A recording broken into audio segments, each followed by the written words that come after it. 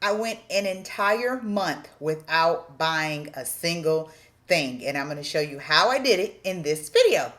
Cue the intro music. I got the idea of a no spend month from my best friend. She was doing a 6-month financial detox. I know that's like a mouthful, but from the beginning of the year, from January until June, she was not spending any excess money on frivolous things. So for 6 whole months, the only thing she was going to spend money on was gas, groceries, and bills. That means no clothes shopping, no Starbucks, no going out to eat, no entertainment, nothing like that. And she was basically creating a discipline within herself because she had made a habit of getting these things all the time, like going out to eat for lunch, grabbing a coffee in the morning, grabbing a coffee in the afternoon. That became a habit, and she was trying to break that habit. She was trying to see if she could break that habit by disciplining herself for 6 months by not buying anything. Well, I tried something similar, not for 6 months, but for 1 month. So for the entire month of May, the only thing I bought was gas. Okay, so let me tell you how that went. I live in Illinois, so we have been under a stay-at-home order during this whole COVID-19 coronavirus global pandemic quarantine. So I hadn't been going anywhere at all. I was just staying in my house, and if I did get gas, it was lasting me like 2 or 3 weeks. That all changed when I got a new job. Once a week, I would have to go and fill up my tank because I was driving more and I needed gas to get to work and get home. The first thing I had to do was make sure I had enough food and paper products, hygiene products to get me through the entire month. So before May started, it was the end of April, I did an inventory, which is something I recommend that everyone do before they go and do their grocery shopping. Do an inventory of what you already have.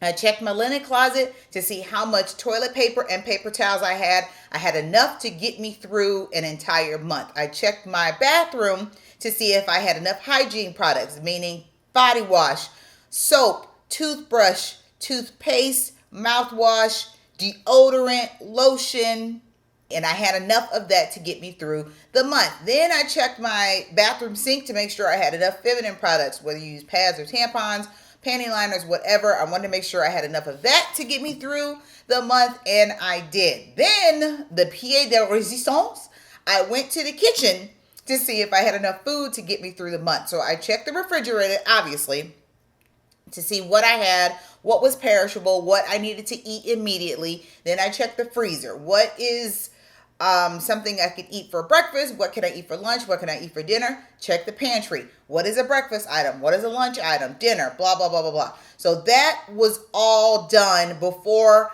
I started my no spend month. And I had enough food, paper products, personal hygiene, feminine hygiene products to get me through the month. So there was no reason for me to buy a single thing except gas. Now, the first week went by pretty fast, didn't need to buy anything. The idea of going to the store to buy anything never crossed my mind. We're in a pandemic, we're under a stay-at-home order, so the movie theaters were closed, gyms were closed, restaurants and bars. Even if I felt the need to go to a bar, I couldn't because they were all closed. So that was definitely a benefit of not feeling the urge to go to, not necessarily not feeling the urge, because I definitely felt the urge to get out and get a drink or go to the restaurant. But like I said, they were closed. So not having the opportunity and not having those restaurants and bars available to me definitely limited my urge or desire to go out and spend money. So that underlying desire to go out and entertain with food or the movies or friends or anything had definitely subsided because of the pandemic. And then once you get out of the habit of wanting to do things, once you get out of the habit of doing things, your want to do things decreases. So my desire to go out to eat was like, I don't even feel like doing this no more. The second week was harder because I found myself participating in a behavior that I usually do when I go to the gas station. So I go to the gas station and get gas. I run in there and I might grab a snack or a lottery ticket. So I did stop at the gas station. They had a sale on bugles and I grabbed myself a snack. And then afterwards I was like, crap. I wasn't supposed to buy anything. So that's how easy it is to buy something you don't need if you're not consciously thinking about not buying something. But to be honest, I did not need those bugles. I did not need that snack. I did, however, need gas, but that extra behavior of buying a lottery ticket or buying a snack at a gas station, I realized after this month that that is not necessary. I actually don't need the extras in my life in order for me to have a fulfilled life. You know, I went this entire month without dining out, getting drinks, being entertained, buying lottery tickets, and I survived. So this month, if it's taught me nothing else, it's taught me that I can live well and live small and not spend a ton of money on myself in order to have a good time. So what did I do instead of those things? Because I will admit, when the world was open, I would go out to eat, I would go to a bar, I would go to the movies, whatever. Especially now because we're approaching summer, and where I live, we have a drive-in movies. So that was definitely one thing I was looking forward to doing. Because you can bring in food. It's so great. You go to the movies, you get a double feature. You can bring in your own food and drinks. But again, the discipline of not spending definitely showed me that if I want to save money to spend on something else, I can definitely do that. So speaking of saving money, how much money did I save this month? Okay. Now, I give myself a budget of $100 a month in gas. I average $25 a week for gas. So even in the month of May, knowing or accepting the fact that I had to go and get gas because of how much gas I was using to go to work and home, I was able to spend $72 on gas. Each week, I spent about $15 on gas. One week was almost at $20. Another week was at $17 just because the gas prices were fluctuating, but I still kept my gas under $100. So what do you do when that happens? Okay, so let's say you set a budget for $100 a month for gas, but you only spend $75 a month. Imagine having those $100 in cash. And there's a lot of people on YouTube who do this. They actually take money out of the bank and budget it for whatever they're going to spend money on that month. They're going to budget it for gas, entertainment, groceries, so on and so forth. But they put that cash in an envelope and they will mark it gas and groceries. If you took $100 out of your bank account and put it in an envelope and marked it gas, if, like me, in the month of May, you only spent $75, that means you have $25 left over in your gas budget. So what can I do with that extra $25?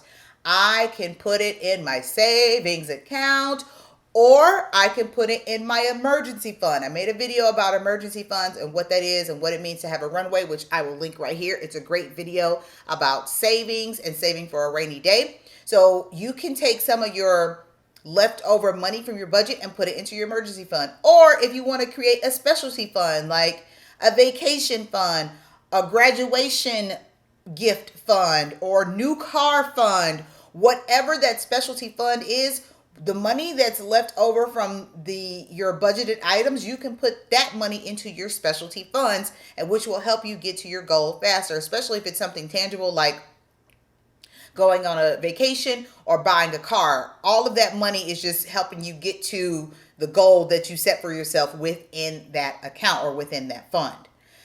So that was gas. Groceries. I usually spend about $200 a month for groceries, which is a lot for a single person like myself. $200 a month, I usually budget for groceries. I didn't spend any money on groceries this month. Here is my fridge, or what's left of it. So that $200 I could take, if it was in cash in an envelope, and I could put that into one of my funds or one of my bank accounts. Same thing with personal hygiene. So I budget everything I would normally spend money on. I have a personal hygiene budget.